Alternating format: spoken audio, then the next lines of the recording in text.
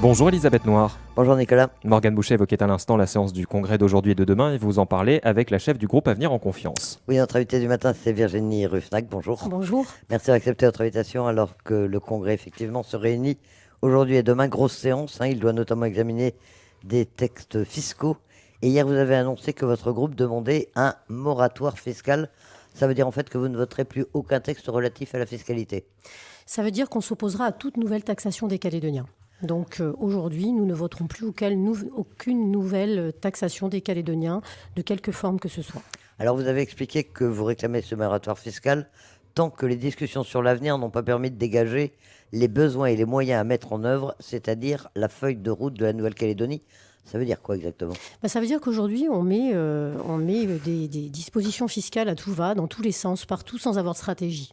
C'est-à-dire qu'au lieu de définir une stratégie fiscale à l'échelle de la Nouvelle-Calédonie, eh bien, on va piquer 500 millions par-ci, 100 millions par-là, pourquoi pas 1 milliard par-là, sans se poser la question de l'effet d'ailleurs d'aller ponctionner, parfois dans la poche des Calédoniens, parfois sur le dos d'usines de nickel, qui sont aujourd'hui en grande difficulté, l'effet, les conséquences en matière de recettes fiscales qui risquent au contraire de baisser du fait d'une baisse de consommation, par exemple, des Calédoniens, que peuvent générer ces dispositions. Donc, ça veut dire quoi ? Ça veut dire qu'il nous faut avoir une vraie stratégie. Quelle fiscalité ? Pour quelle collectivité de la Nouvelle-Calédonie ? Et vous savez, nous sommes à un tournant aujourd'hui, nous sommes à la croisée des chemins, nous sommes à la fin de l'accord de Nouméa, c'est le moment ou jamais de voir ce qui fonctionne et ce qui ne fonctionne pas. Et en matière fiscale, c'est le moment ou jamais de faire un petit peu une remise à zéro, une remise à plat et de voir comment nous organisons efficacement notre fiscalité en Nouvelle-Calédonie. Fiscalité calédonienne, également la fiscalité des différentes collectivités éventuellement. On parle pour l'instant de fiscalité des communes éventuellement. Vous estimez que c'est le moment de tout définir ?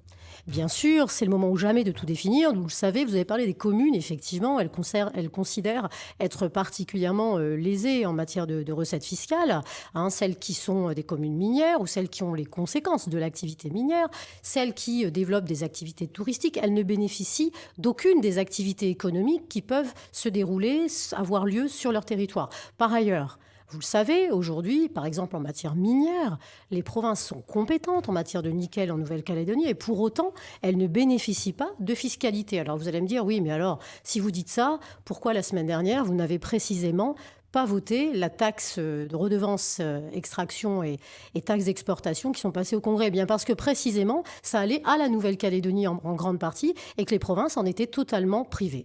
Justement, sur ce plan-là, vous souhaitez que la méthode qui a été utilisée au Congrès sur le nickel la semaine dernière, vous en parliez, fasse jurisprudence. C'est quoi cette méthode à laquelle vous vous référez ?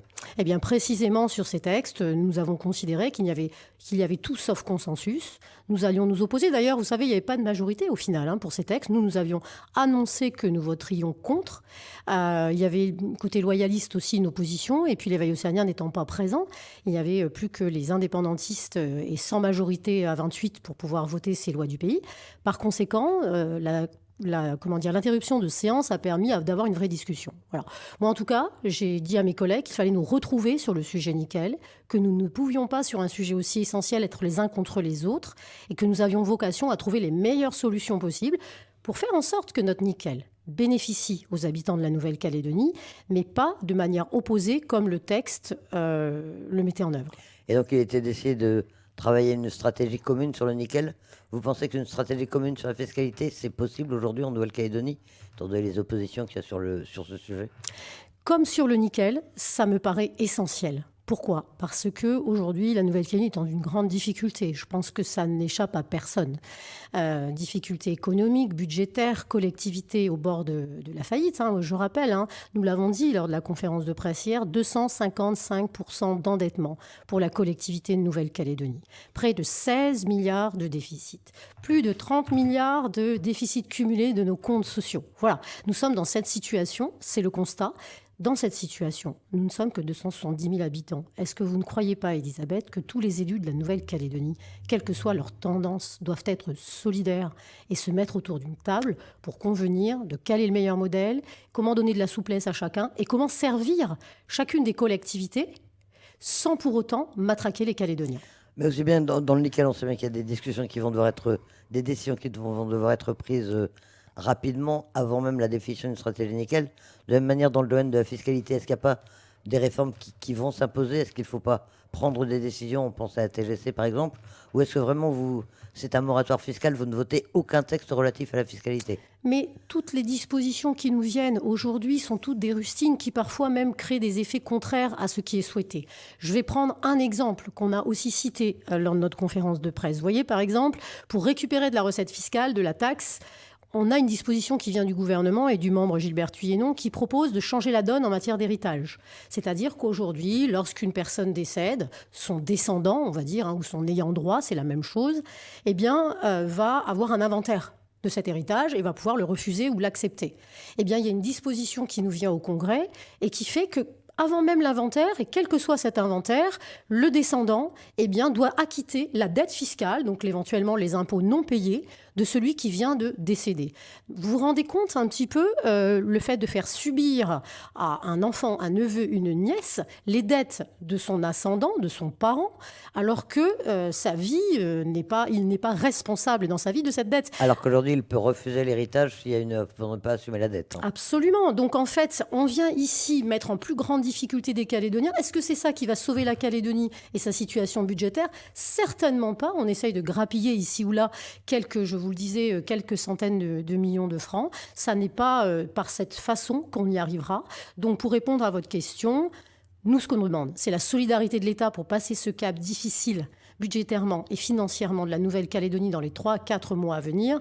Le temps, effectivement, qu'on ait un minimum de stratégie en commun, qui peut d'ailleurs être une stratégie différenciée, c'est-à-dire qu'on peut avoir des situations différentes selon les provinces, mais en tous les cas, qu'on convienne que ça soit consenti et qu'on consente à mettre en place une stratégie et ensuite, quand on a la stratégie, on met en place les outils. Dans ce moratoire fiscal que vous demandez, est-ce que vous pensez que vous aurez le soutien des autres loyalistes? On a vu que pour le nickel, effectivement, il y avait eu ce mouvement où il y a eu plusieurs motions préjudicielles qui avaient été déposées. Est-ce que sur ce moratoire fiscal, vous pensez que de la même manière, l'ensemble des loyalistes peuvent être d'accord? En tout cas, il ne vous aura pas échappé que nous avons su, quand nous sommes allés à Paris sur la convention des partenaires, nous rassembler avec le groupe loyaliste et donc faire effectivement projet commun sur les essentiels qui étaient les nôtres.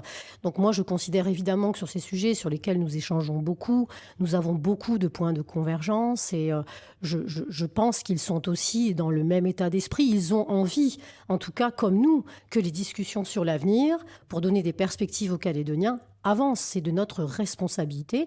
Et là, au-delà des élus non indépendantistes, à l'ensemble des élus de la Nouvelle-Calédonie. Mais alors en même temps, vous le dites, il y a urgence à redresser l'économie de la Nouvelle-Calédonie. On a envie de vous dire que ce n'est pas en ne votant pas certains textes que vous allez la redresser. Qu'est-ce qu'il faut faire? Vous attendez uniquement la solidarité, l'aide de l'État?